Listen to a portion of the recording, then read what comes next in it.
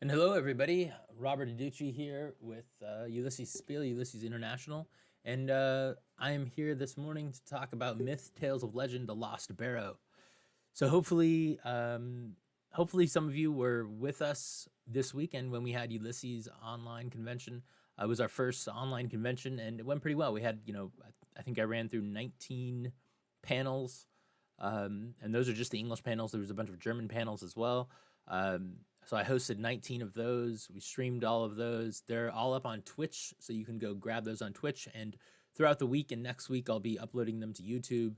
And one of them is three of them actually. I think were about myth. One was general lore, which included J.M. Defoe, Ross Watson, and Eric Simon, all talking about the setting and lore of myth. One was about myth, tales of legend, which was J.M. Defoe and Ross Watson talking about creating the Lost Barrow, which is what we're going to read through, which is a quick start for myth, tales of legend. It's the first look at what it actually looks like, although some of this is still sort of kind of early examples of things. So things could change before the final game comes out. So you can check this out on Drive-Through RPG, and it looks like my little button didn't work. Let me grab that for you and put it in the chat. Here we go. And so this is what we're going to be reading today. And I'm going to read probably just the adventure part, really. I'm not going to read the rules necessarily. It's just not that exciting to read out loud. So maybe read some introduction. We'll see. We'll see what we want to read. But this is the PDF here, which was just released. Introduction. Welcome to the Myth Tales of Legend, the role-playing game. Although Tales of Legend is set in Myth Dawn of Heroes board game world, you need not have any familiarity with the board game to enjoy the role-playing game. And that reminds me, there was, if you're into the Myth setting and system and in the board game, Eric Simon also released the Myth Dawn of Heroes demo. So you can get the Dawn of Heroes demo both for Tabletop Simulator, and you can just get print and play cards to start playing those. So I'm going to put that in the chat here too. There you go. And so there was a demo of that, although the sound wasn't great on that. So we're probably going to try to re-record that. And this weekend for Gen Con Myth, Eric is going to do some more Myth demos. So Myth Tales of Legend is a game about fledgling heroes who are just starting out on their path to adventure. Stories have power in the world of myth. This is true for your hero stories too. Your player characters can discover long-lost civilizations, explore ancient ruins, and fight back against the corruptive power of the darkness. Over the course of its 3 acts, this quick-start adventure, The Lost Barrow, introduces the GM and players to Myth's rules, its themes, and its setting, the 4 kingdoms. The heroes quickly become embroiled in a dark threat from the world's lost past, one of Myth's major themes. Can they find the source of the curse and deal with the threat before the town is destroyed? Their tale of legend begins here. This quick start rule set and adventure is not a complete game. Rather, it's a preview for Myth Tales of Legend. Its purpose is to give you a taste of the world of myth and whet your appetite for the full game, which expands all the information about rules and settings we present here. The Lost Barrow assumes you have never played Myth Tales of Legend. Thus, it includes sidebars for GMs and gives advice about how and when to implement some of Myth's iconic features, such as campfire cards, campfire scenes, and the character archetype special abilities. These narrative features would come up organically in a typical game of Myth. In this quick start adventure, we pin them to certain scenes and events to ensure you get to experience all of Myth has to offer. The Lost Barrow guides GMs through how to explain Myth's rules and features to the players. If you're already familiar with Myth Tales of Legend, feel free to use adventure however you'd like. What you need to play: dice, at least 10 6-sided dice, one of which should be a different color than the rest. Pencil and paper to record damage and take notes. tokens, beads, or pokechips to represent resources such as serendipity and threat. The pre-generated characters. We included 6 pre-generated myth characters with this quick start. You can find them at the end of the document. And the rules. I will go over some of this here. Just to kind of give you a basic, a base idea of the core mechanic. That way, if you are not familiar with this system, you'll at least kind of be able to understand what we're doing here. So this mechanic is based on was the same rule set as the Wrath and Glory rule set that Ross Watson created initially.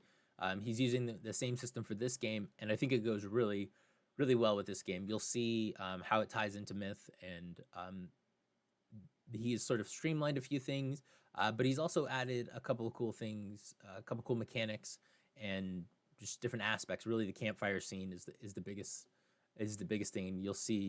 You'll hear more about that as we go on. So the core mechanic, in case you're not familiar with it, players roll a certain number of pool of 6-sided dice, abbreviated as D6, to determine the outcome of their character's action. This is called a test. Every result of 4 or 5 in the pool of D6s counts as a success, and every result of a 6 is an exalted success, which counts as 2 successes. So a success is a measure of progress toward achieving the desired goal. The more successes you roll, the more likely your character is to pass any given test. When a PC is called on to make a test, their attribute and skills determine the number of D6s in the pool. Usually the GM calls for a specific type of test. For example, if the PCs are attempting to track their foes across a forest glade, the GM might call for a survival test. The attribute associated with survival is will. Thus, the number of D6s you roll for this test is equal to the sum of your character's will attribute plus survival skill ratings. When you make a test, your goal is to achieve the success, to achieve successes equal to or higher than the difficulty number. If you do so, you pass the test. Difficulty numbers. The GM sets the difficulty number for most tests. The difficulty number represents how hard it is to achieve the test. More challenging tests have higher DNs than easier ones. The base DN for a standard myth test in Tales of Legend is 3. From here, the GM can adjust the difficulty number up or down, depending on circumstances of the scene. When the PCs are trying to do something particularly challenging, the DM might set the DN higher. When they're trying to accomplish an easier task, the GM might set the DN lower. In fact, most relatively simple tasks, you may not need to roll at all. We provided recommended DNs for the Lost Barrow Quickstart adventure. However, the GM may adjust them if necessary. The DN number modifier table outlines DN modifiers that typically come into play depending on the complex or on the challenge or complexity level of heroes might face. So DN number of -2 is easy, none is standard, +2 is challenging, +4 is difficult, +6 is extreme, +8 is nearly impossible. So just to kind of go back, this is probably all the rules we'll read, except for what's in the adventure. But I just wanted to kind of give you the gist that you're rolling a bunch of dice equal to your skill plus your attribute, and you're generally looking for 3, but that can be modified up or down depending on how the GM feels about it. So let's continue on. We'll get into campfire dice and campfire points and all that stuff, serendipity, kind of as we play, because it sort of talks about that, which is nice. Here's some of the great art by Keith and others. I'm not sure, most of this is Keith's art, but Keith Lowe, he's the original artist for Myth, and he's still around. He's still doing a lot of great work for us, and but we've got other artists as well to kind of that has art that's similar to Keith's but has their own styles as well. All right, so let's just get right into it.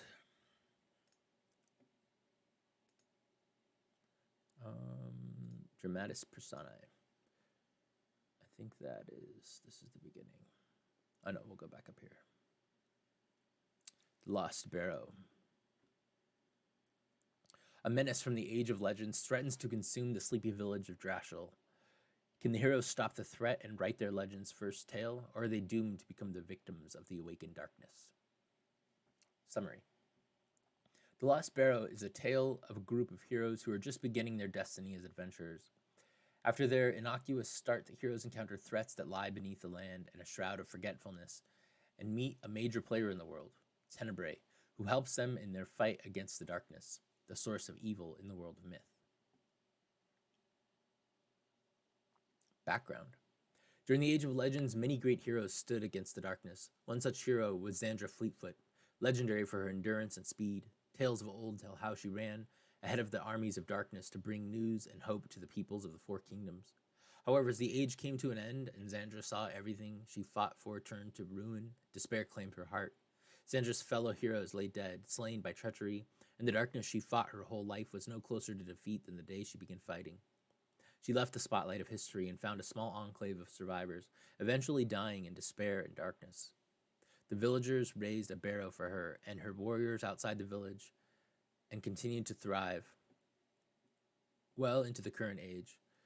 This village became known as Drashel, a butchered version of Xandra's Hill.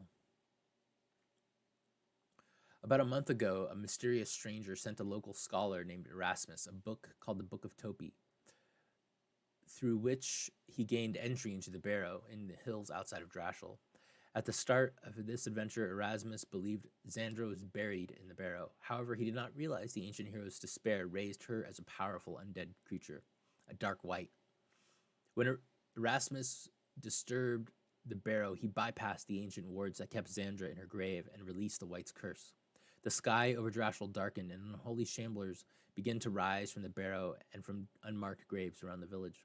Erasmus has not returned to Drashel, and the skeletal shamblers are a pall that plague the village, slowly sapping villagers' will to live. And soon those who have died will rise as more unholy undead. Act 1. Along the road. The heroes encounter the merchant Tenebrae, whose wagon broke down and is currently under attack by unholy shamblers. This act introduces players to the basic mechanic of skill tests and shows how they apply in combat. After the fight, Tenebrae asks the heroes to help to uncover the origin of the unholy shamblers and the cursed pall that hangs over the nearby village of Drashel. This act ends with an introduction to Myth's narrative campfire scene.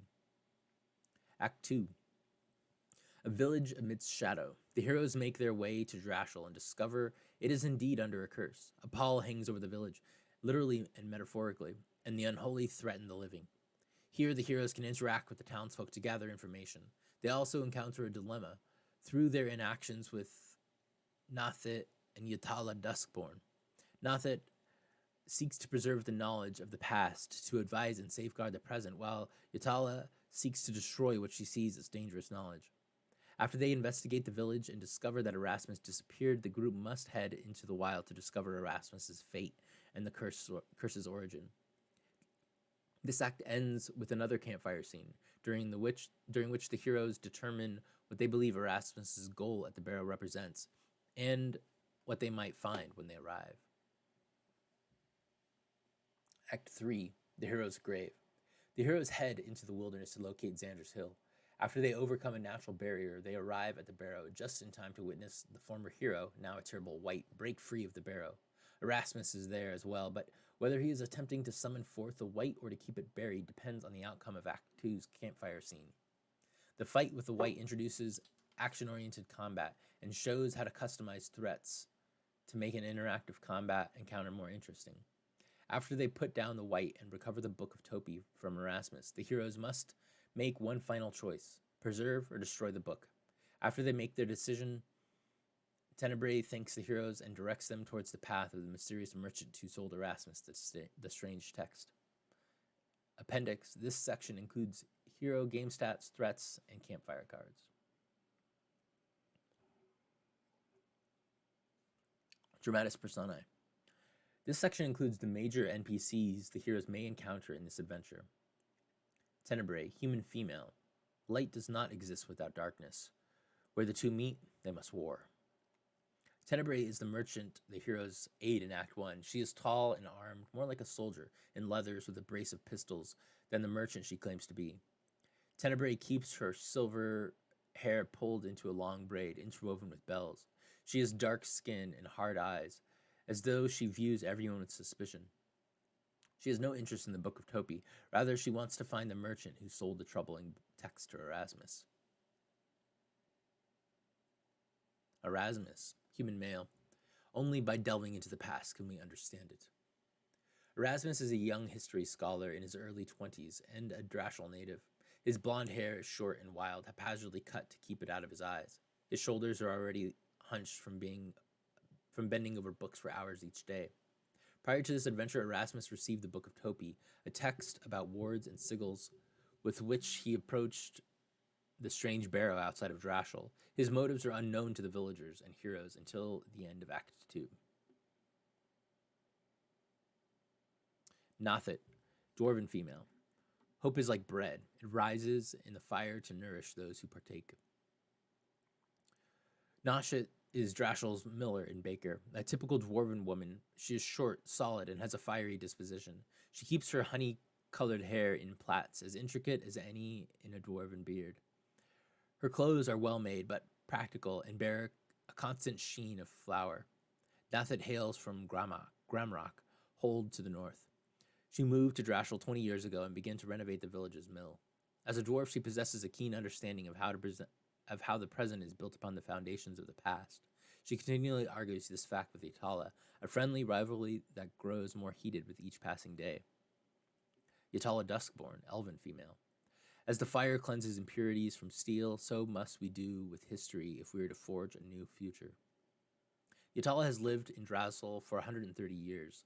Still, for her kind, Yatala is in the summer of her youth. She has bright green hair that always seems to be blowing in a breeze, whether the breeze is blowing or not. Her heavily muscled from years in the forge, Yatala is often mistaken for a human at first. A careful observer may notice small burn scars along her hands and arms from errant sparks.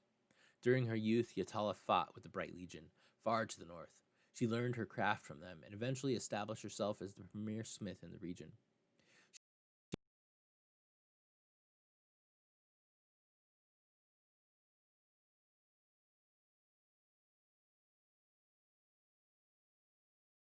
She continually argues with Nothet that they must destroy knowledge of past ages' evils.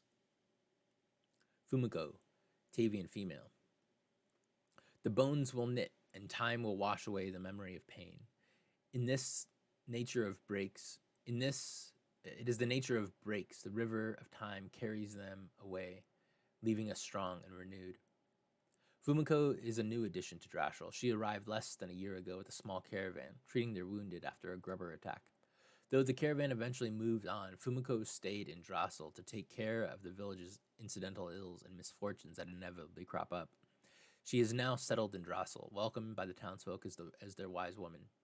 An older Tavian, Fumiko's brown fur is streaked with white and silver. She never goes anywhere without her customary Tavian robe and medicinal pack. Xandra Fleetfoot, White of the Barrow. No matter how fast or hard you run, the darkness is always waiting for you when you arrive. This desiccated corpse was once a great beauty during the Age of Legends. Rotten leathers and mottled gray flesh drawn tightly over bones show the White was once human or perhaps elven. Once a hero of the Age of Legends, it seemed everything Xandra built or fought for fell to ruin in the end. Her despair festered, and upon her death the spirit could not rest. The people in the village she founded buried her in a barrow fit for a hero, but when she rose to wander the hills, they used potent spells to bind her back to her barrow. For centuries, she languished behind the wards. Her despair gnawed at her sanity, destroying the hero and leaving behind only the White of the Barrow. So, this adventure contains spoilers. Obviously, this read-through contains spoilers. So, if you're going to be a player, you might want to stop there. Although, we've already done a couple of spoilers, but that's right. So, Act 1, Along the Road. This act, in which the heroes meet Tenebrae and discover the curse of Drashel, introduces the players to Myth's core mechanics. Throughout this adventure, you will find boxes like the one below that contain italicized text. The GM can read this text aloud or paraphrase it to set the scene for the players. For example, to set the scene at the start of this adventure, read or paraphrase the following. You and your merry band of heroes is traveling through the wilds of the Four Kingdoms, moving from village to village in search of adventure, stories, coin, and superior gear. You notice the woods are too quiet as you move along the trader's track. The typical forest wildlife sounds are missing. As you strain your ears trying to find the familiar sounds, you hear a strange noise up ahead. It sounds like a horse whinnying in fear. The heroes make a perception test to see what they can discern about what they might find up ahead on the trail. Sidebar: tests successes, and exalted successes. Tests are the core mechanic of any Myth game session. For this first test, explain to your players that each test in Myth requires them to roll a pool of d6s. They calculate the number of d6s from their pool by adding an attribute rating to a skill rating. For this perception test, they should roll a number of dice equal to their hero's intellect plus perception rating. Each die result of 4 or 5 counts as one success. A result of 6 counts as an exalted success, or 2 successes. Remember, the heroes do not include a campfire die for perception tests. The difficulty number for this test is 2. Even if a hero fails this test, they know something is happening up ahead. If they pass the test and or spend additional shifts, they receive more information. So it looks like that it's not explained exactly here, but I will explain it. So a shift is when you get successes, when you get exalted successes beyond what you need for your difficulty number. So if you passed, the hero also hears a pistol shot from up ahead. One shift, the hero also hears creaking wood and the dull thuds of weapons striking wood. And 2+ shifts is the hero hears everything from above, as well as a soft grunt of pain and a woman frantically cursing. Additionally, players may shift one exalted success into the serendipity pool. Shifting and serendipity.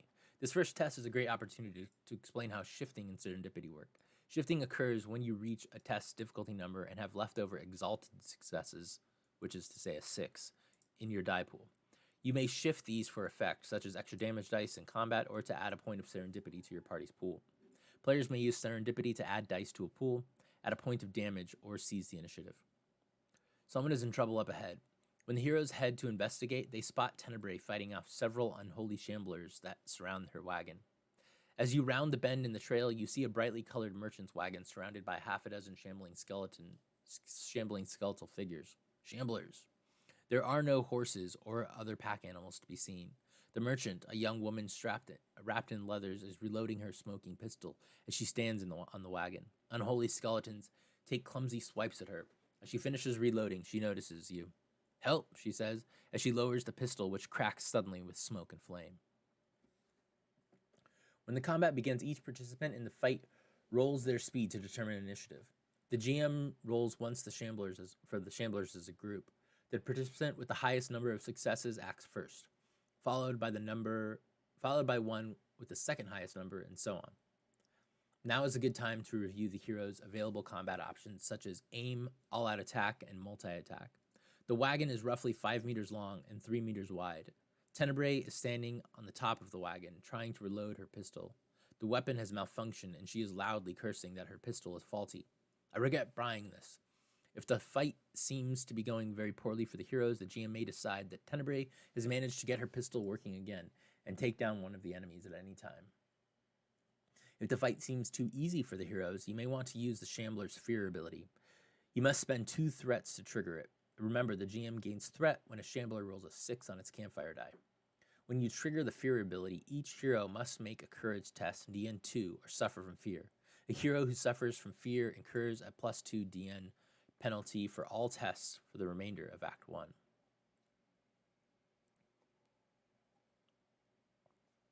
Combat. You resolve combat in Myth with tests, just like the perception test earlier. For combat, the die pool is based on strength plus fighting or agility plus shooting, depending on the weapon the participant is using. This test includes a campfire die.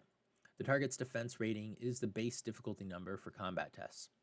Players may shift any exalted successes for rolling extra damage after their character hits a target. Additionally, when rolling for damage, a critical hit, the results of a 6 on the campfire die, does +1 XD, which is extra damage dice. Calculate damage by rolling your character's weapon XD pool and applying successes to the weapon's base damage. Subtract the target's fortitude, 3 in the case of the Shamblers, from the total damage, then apply the remainder to the target's vitality. When the target drops to 0 vitality, they are out of the combat.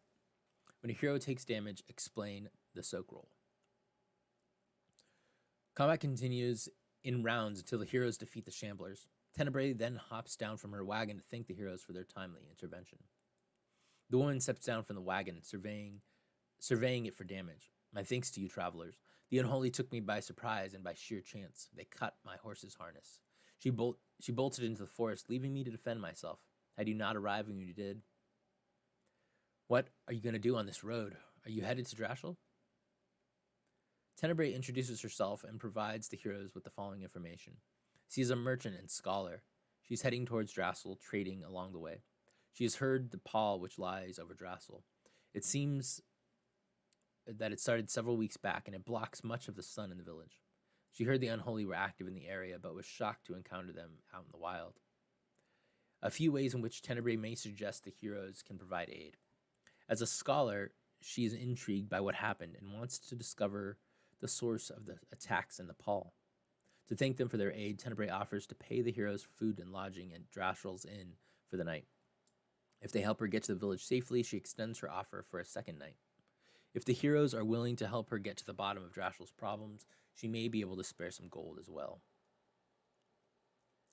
There's another sidebar for archetype abilities and campfire cards. Each archetype in Myth has a special ability that highlights their role in the group. During this act, the GM should remind the players that what the heroes can do. Below are some key moments to watch for. Soldier. Remind them to use a simple action to trigger their Harvest of Bones ability. Brigand. Remind them they deal +1 damage when they use the At-Home in the Shadows ability to attack an enemy engaged with an ally. Additionally, each hero has a campfire card they can use once during this adventure. It's always the player's choice when to spend their campfire card. If they choose to use their cards in Act 1, here is some advice on how they may do so. Apprentice can use the Chaos of Magic to gain +2 dice to a spellcasting test while attacking the Shamblers. The Monk can use the Darkness Beyond the Campfire to gain its campfire points. It provokes the Shambler's Fear ability without the need for the GM to spend threat. Hunter. A hunter can use the Watcher's Step to have 2 heroes accidentally step into holes in the poorly maintained road, twisting or snapping their ankles. The hunter and one other hero takes 1 + 2 XD damage, which they may soak as usual. After they take their damage, the group gains 2 serendipity. Brigand. The Brigand can use How Did You Get That to discover one of the skeletons fights with a fine dagger, which shines as bright as the day of its forging. This weapon does 1 extra damage. Acolyte. The Acolyte can use the Favor of the Morning Lord to have all the heroes gain 1 campfire point and make the Shamblers suffer +2 DN for 1 round, as the light of the Morning Lord shines through the Acolyte. It's perfectly fine for 1 or 2 heroes to use their campfire cards during Act 1. However, if everyone starts to use them, remind the heroes that this is the adventure's opening scene, and they may want to save some campfire cards for later. Heroes that wish to look for Tenebrae's lost horse can do so. Successfully locating the wandering animal requires a survival test, DN3. If the player is especially interested in helping with her horse, you may want to call for additional healing or perception tests to ensure the horse is healthy and calm when they bring it back. Otherwise, Tenebrae is forced to ask the heroes to help her pull the wagon to Drashel, which is several hours away. Campfire scenes. We can take a break here for just a moment and welcome. We've got a couple more viewers. So, folks, we are reading through the Myth, Tales of Legend, The Last Barrow RPG Quick Start for Myth. Here's a link to it in the chat. And this is a pay what you want product. You know, if you want to throw us a couple bucks for it, that's great. If not, you don't have to. But we really want people playing this and testing it out. Let us know what you think. This is, it's based on the same system that Wrath and Glory was created with, that Ross Watson also created. It's been sort of updated, and we're actually going to get into one of those updates now. So between each scene, you have what's called a campfire scene, and so let's just get into it.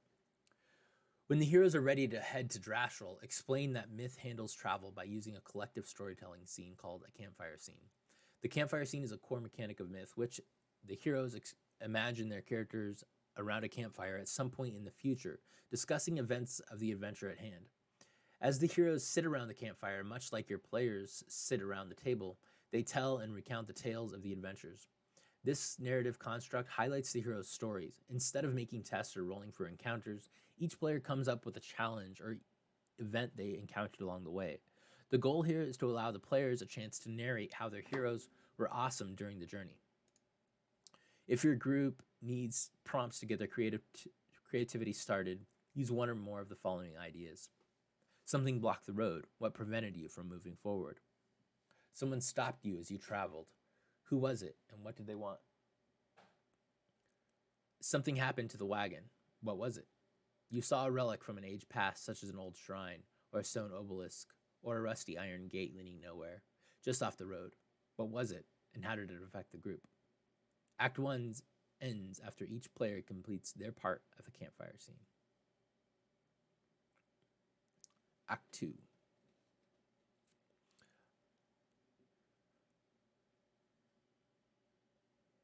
A village amidst shadow.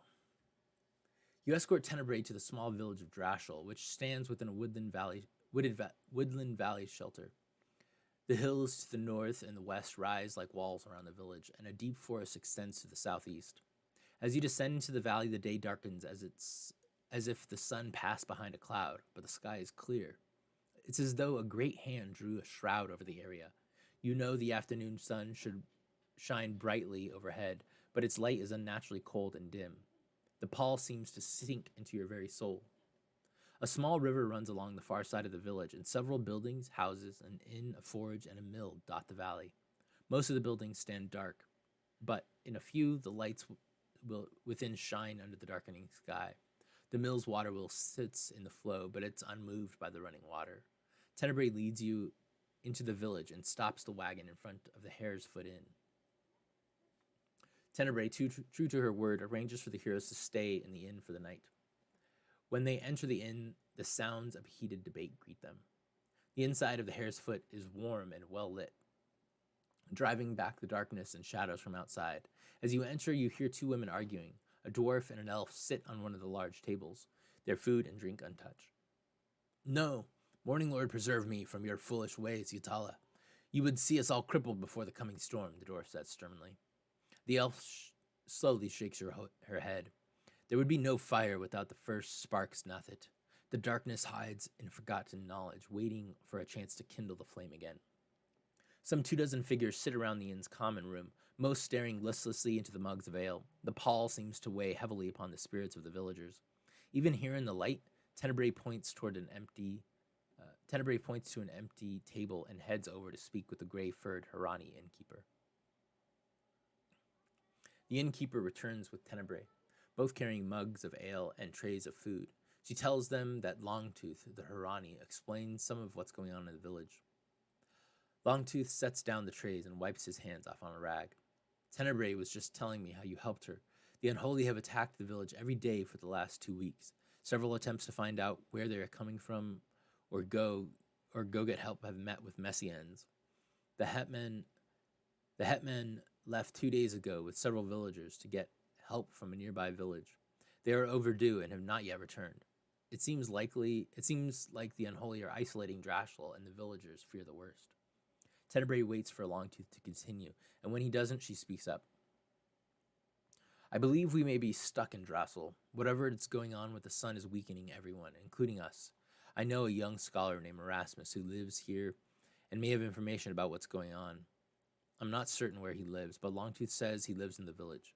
If you can find a way to save the village and enable us to leave, I will pay you all 20 gold apiece. What do you say?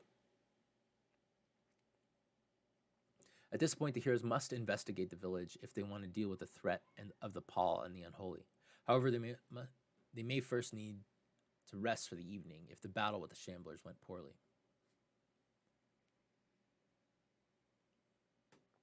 Places in Drashel. Hare's Foot. This 2-story inn stands near the center of Drashel. The lower part of the building is stone and contains the common room and kitchen. The upper story, constructed of wood, contains the rooms for rent. It's a place of refuge for the village and for the heroes.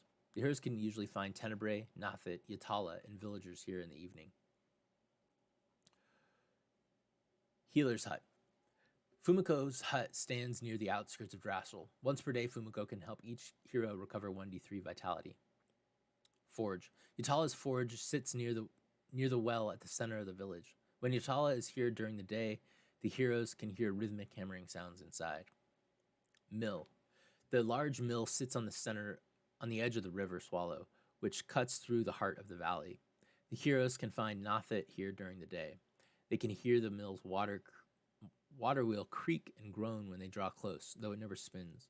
The water wheel is broken. Several of the gears inside are cracked and broken, and the river has started to silt. Scholar's home. The heroes can see Erasmus's home from the inn, though they may pass it several times before they have reason to investigate it. Once the heroes do investigate the scholar's home, to which any villager can point them, they discover no one has been here for at least a month, as dust has accumulated on every surface. The main level contains a small work area with books, a table, and kitchen. The second story contains a small bedroom. A knowledge test DN3 reveals that most of the books are about the region's history, particularly the Age of Legends. A perception test DN3 reveals a map of the area, a journal, and a letter. The map. The map is old. The town is labeled Xandra's Hill. Someone drew a half a dozen or so circles on the map. All but one are crossed out. The journal. The journal entries go back several months and discuss Erasmus's growing conviction that a hero from the Age of Legends was buried nearby. In fact, he believed, and the map confirms, the town was originally named Xandra's Hill and became known as Drassel over the centuries. He believed that Xandra's Fleetfoot burial site contained secrets of the Lost Age. Although his journal states that no one knows what happened to Xandra, he believed the darkness followed her here, and she gave into its temptations at the end of her life. Erasmus's journal shows his clear frustration with the villagers who mock him and his theories. It is unclear whether he plans to show them he was correct or show them all. In his final entries, Erasmus complained about being unable to sleep well, mentioned having strange dreams about a beautiful woman calling to him, and outlined his need for secrecy. The final entry from 4 weeks ago states he finally gathered the supplies he needed and planned to head out the next day. The letter. The letter is simply signed R, though there is a small feather drawn in the loop of the letter. It reads, E. I've quite enjoyed our correspondences over the last month. I believe you are correct. The Barrow of Xandra Fleetfoot is near your village. Should you find it, you'll be vindicated in the eyes of your fellows. But there and here in the Delver Society in Blackwall. Both there and here in the Delver Society in Blackwall. I'm sure finding such a site would grant you full membership in the society and the respect you deserve. To that end, I've enclosed a book that I believe will be the key to unlocking the Barrow as such a site will likely have wards.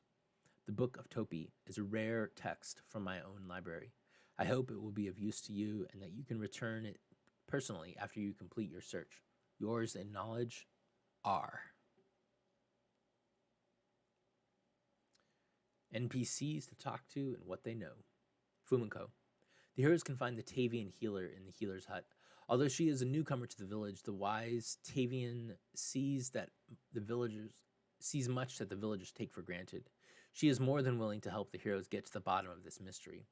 Fumiko speaks at a very slow and measured pace. She seems to weigh each word carefully before she uses it, and then selects the next one. The heroes can learn the following information from her. I'm going to jump around real quick here because I realize that a couple of things have come up that folks might not know about in Myth, and it could be included in the appendix. We're going to go look. But they've talked both about Hirani and Tavians, and both of those races are probably new to you. Even if you are familiar with Myth board game, the names might not be familiar to you. So let me go look at the appendix. Looks like that just has threats and the campfire cards. So that does not have it, but let's go through here. So this is looking real quick at the player characters. So this is one of them called Nightfinder. And Nightfinder is a Hirani. Hirani are these rat people. So here's an image of them. And then here's the character sheet. Let's see what the next one is. Kanakin. Kanakin is is a Tavian. So Tavians, even though it's kind of hard to tell from this image because he's got, he's a little portly. Tavians are mongoose folk.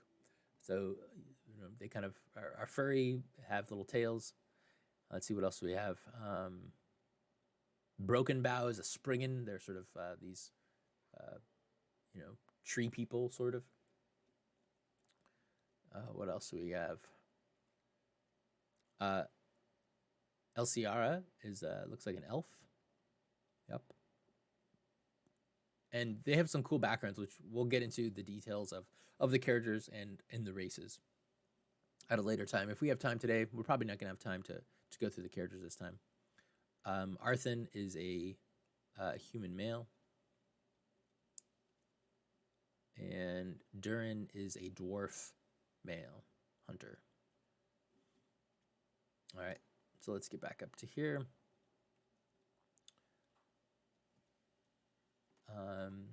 NPCs to talk to them what they know. So I was reading Fumiko. So what she knows. Droshel. Droshel is a peaceful village, or it was until recently. Erasmus. He is a quiet man. There are two hawks in his heart warring with each other. One is the hawk of knowledge. The other is the hawk of pride. I'm unsure which will win. Erasmus. I saw him leave town about a month ago. He was laden for a journey. I wished him well, and he clutched a book to his chest and ran off. I've not seen him since. The Unholy. They plague the village. I help fight them where I can, but I am not as spry as I once was. The Pall. I worry about that. It's not just in the sky, it's over the hearts of the people. Several have wasted away, died, and returned as the Unholy. I fear the creature keeps us contained here, so we may all join them. Nothet. The heroes can find the dwarven miller in her mill, or in the hare's foot. Nothet is short with everyone. She's not angry with them, it's just the way she talks. The heroes can learn the following information from her. Erasmus. I like that scrawny kid. He knew the usefulness of knowledge. I have not seen him for a month, and I worry about him. Yatala. Her head is as hard as her anvil, but I love her. Knowledge arguments. It's an old argument. Yatala trained with the Bright Legion far to the north. She feels that any lost knowledge should stay buried. It was lost for a region, she says. But I live in the greatest hold in the Four Kingdoms and know it only survives because the people in it understand what was lost. If we destroy the past, we remain ignorant to it. The Unholy. We fought them often in my old hold. Sometimes the dead arise. It doesn't mean there is a cause. It's just the world's way of grinding away at us. You either get tough or you join them. Tenebrae. Tenebrae checks in with the heroes as they investigate the village. If needed, she can point out that someone in Droshel must know where Erasmus lived. If the heroes mention any of the following to her, she shares what she knows. The Book of Topi. I've heard of that text. It's an eldritch book about unraveling the boundaries between life and death. Who would have sent such a book here? If it's truly here, I would like to see it. The Delver Society. They are a nobles club in Blackwall who seek the knowledge of the past and use what they will find for their own selfish gain. What could the Delvers want with Droshel? Xandra Fleetfoot. The Lay of Herne mentions her. She was a mighty hero in the Age of Legends. Some tales tell how she fell into despair and darkness when Herne was slain, but none say why. My belief is that she gave into despair when the other heroes of the age were slain by the darkness. None of the old tales say where she was buried. Villagers. The villagers are not very useful. They have suffered under the pall for weeks now, and that unholy curse is slowly draining the life from them. They stumble around the village, nearly shambling as they go about their daily lives. They look unhealthy and only answer questions if the heroes stop them directly. Even then, it requires an intimidate or persuade test DN3 to pull them out of their funk. The heroes can learn the following information from the villagers. No more than 2 pieces of information per villager. The pall. The what? Oh, the sun. That's been growing dim for about a month now. The unholy. The dead attack us, sometimes from outside the town, sometimes from within. Erasmus. He is too smart for his own good. His brain often gets in trouble. Erasmus. I don't know what that boy gets up to in his house, but there's always strange thumps and unnatural lights coming from inside. Erasmus. He was so excited when the new book he ordered from Blackwall came in about a month ago. Fumiko. She took care of my child when he got sick. She is new in town, but we love her. She knows everything that goes on in town. Nothet. The Miller's good people, dwarf rather, but she is a Dracholite through and through, always arguing with Yatala over what to do with the past. Yatala. The blacksmith is good people, but she always arguing with Nothet over what to do with the past. Yatala. The heroes can find Yatala either in her foundry or at the inn. She is soft-spoken and only raises her voice when she is angry or excited. The heroes can learn the following information from her. Heroes gear. Why are you fighting with potlids and sticks? You want to get killed? You need proper gear, like the heroes of old. They say Xandra had a proper sword, forged by the Bright Legion far to the north. Erasmus. The scholar was always nice to me. I forged him an amulet about 2 months back. He had exact requirements, but he did all the etching himself. I've not seen him since. Fumiko said he wandered off. Nothet. She cuts with her words, but I love her. Arguments about knowledge. The Bright Legion taught me that the knowledge of the past best stay buried, or that is not pulled from the ground cannot be used to forge weapons that kill you. The Unholy. Those beasts sometimes wear the faces of those we love, but they are the darkness incarnate. I forge whatever weapons I can, but this pall saps my neighbor's will to fight. Campfire scene. Once the heroes talk with the people of the village, discover Erasmus is missing, and learn the Barrow's likely location, it is time for another campfire scene. In this campfire scene, the heroes reminisce about the evidence they discover concerning Erasmus, much of which is contradictory, and determine the reason Erasmus went to the Barrow. Have each player narrate a small story from their hero's point of view about whether they think the scholar is innocent or causing the trouble the village faces, or guilty of unleashing it on purpose. Example, Zane's character, Drazney, grumbles about his memories of this adventure to his friends. That scholar clearly had it out for the village. The fact that he was researching the Barrow proved it. If your players have trouble coming up with stories for the campfire scene, consider using the following prompts. What piece of evidence was the most compelling to your character? Did the character believe the scholar Erasmus was a villain or an uplifting or an unwitting pawn? Why did your character think the scholar went looking for the Barrow? After each player narrates their version of the campfire scene, tally up the votes for Erasmus's true nature, curious or malicious. The side with the most votes decides the scholar's fate in Act 3. In case of a tie, the GM must choose which fate is more interesting. Once the players resolve this scene, they move on to Act 3. So I really like this aspect of using the campfire scenes in the game. So I play tested this game in January when we had a Ulisses what we call the tribal meeting in Las Vegas. So all of the line managers, myself, Timothy Brown, and Marcus Plotz from Germany all got together and we play tested some games, and this was one of them. And it was really fun. You know, I had a great time, and the campfire was really interesting. And this is I don't think this aspect of it kind of came into play, and so I really like the fact that what the players believe the truth is will kind of affect the Act 3 of this game. A lot of games kind of, it's sort of common GM advice to use what your characters come up with. So if you're a GM in a game and you kind of leave something vague, and then your players start filling in the details, even if they're not what you had thought of, sometimes they're better than what you thought of, because there's 4 or 5 or 6 of them and they're given all these great ideas. And so as a GM, a lot of times I have just gone with what they said, like their idea was better than the idea that I have. And so this kind of goes along with that. And while it's not that exactly, it's just sort of, it's more focused. So there's still options here. And you know what, even if your players come up with even some other idea, you could still go with that. This is just giving you, just kind of pointing you in a direction. And I really like it.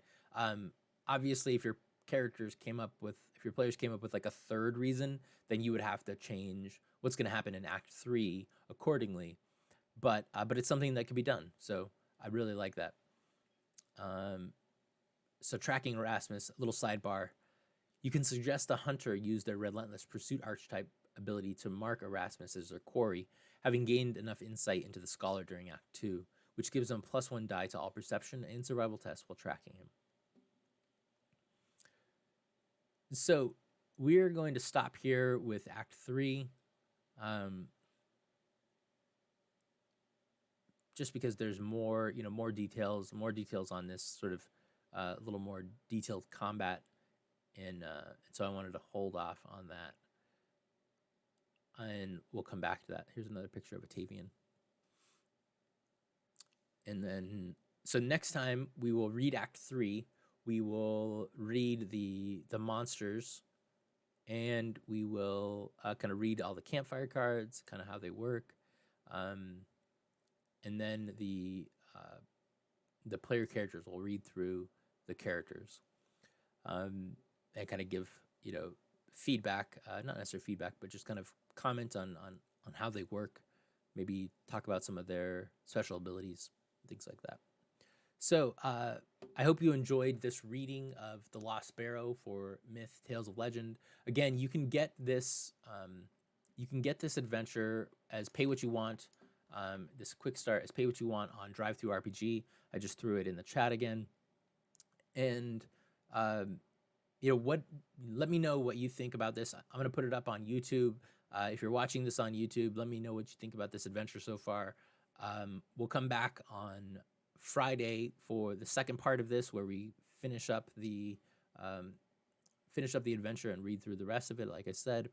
And I think on Thursday they'll probably do another Myth campfire chat where they will kind of talk about more details. So watch out for that tomorrow.